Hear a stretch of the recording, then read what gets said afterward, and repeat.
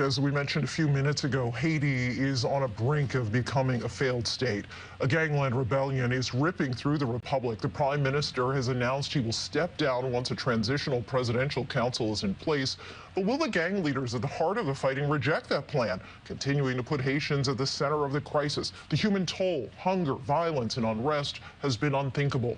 Our Matt Rivers, who's been reporting on conditions there now for years, takes us back to Haiti to see that toll firsthand. Haiti is collapsing. The country has been ravaged by 2 weeks of chaos, of bloodshed,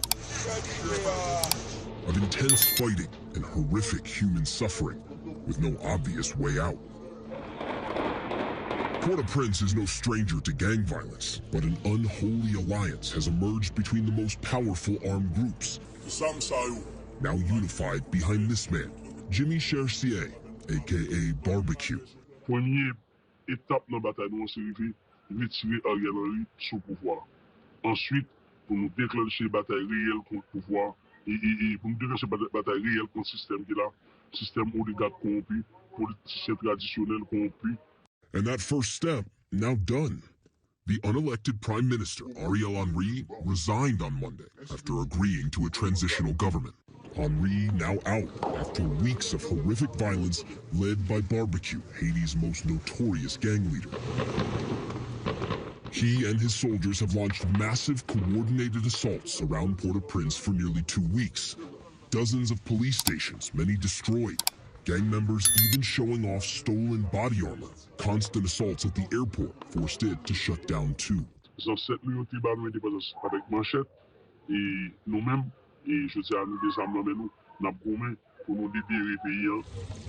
But the people he says he's trying to free, ordinary Haitians, are being decimated by the fighting. The violence has paralyzed Port-au-Prince, a hellscape now cut off from the outside world. Hospitals around the city show the human toll. In this major hospital, no doctors or nurses can even make it to work to help the patients. Gangs have barricaded off entire sections of the city to slow down police, attacking those who dare cross.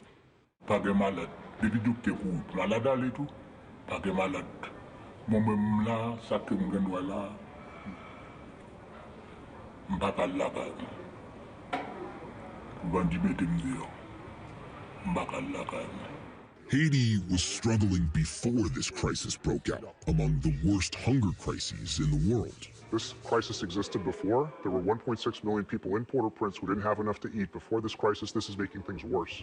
Things are so bad in Port-au-Prince, even the director of the World Food Program for Haiti can't get in. He spoke to us from Cap-Haïtien, a city in the north. This warehouse full of food that people in Port-au-Prince could certainly use, but even if WFP wanted to send it, they can't. The capital city is blocked. There's no way in and out that's safe.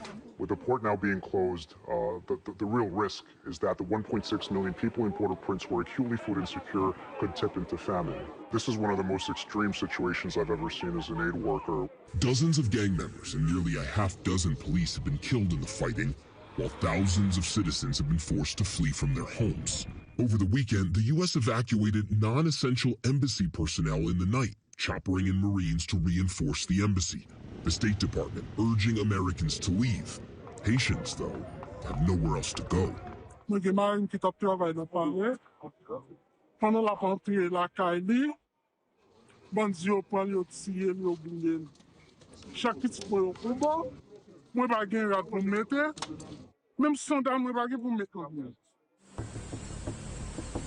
It all led to this week, a series of emergency meetings in Jamaica with Haitian stakeholders, regional leaders, and even the U.S. Secretary of State. Henry resigns, and now in his place, a soon-to-be set-up council of 7 people who collectively will act as Haiti's president. The question, is that enough to stop the violence? Haiti has long been in decline. Bonjour. Bonjour. I've been there many times in the last few years, including last year, as farmers struggled to sell their produce amongst gang rule.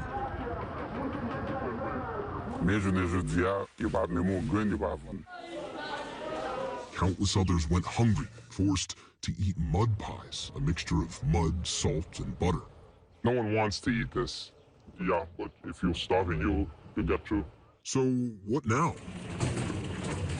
How does the violence end? In the short term, Barbecue says it's simple. Je pense que on apprend une pause juste pour nous évaluer situation, juste pour permettre que bon chita parler qui fait entre toute couche sociale dans le pays, entre groupes armés. Take that with a grain of salt. Barbecue is also a disgraced former policeman, accused of planning a 2018 massacre that killed dozens, sanctioned by the US and the UN. His gangs have terrorized this country for years with murders, kidnappings, and extortion, taking advantage of a political vacuum. But a ceasefire in any form would be welcome relief. Bon, j'aimerais payer la situation pays à l'effet peur, mais on sait le bagage m'gagne, je confesse son mon Dieu seulement après ça. On va récupérer espoir pour moi. That's what Caribbean leaders, joined by Secretary of State Antony Blinken, have been aiming toward this week, with a series of meetings designed to somehow ease Henri out of power.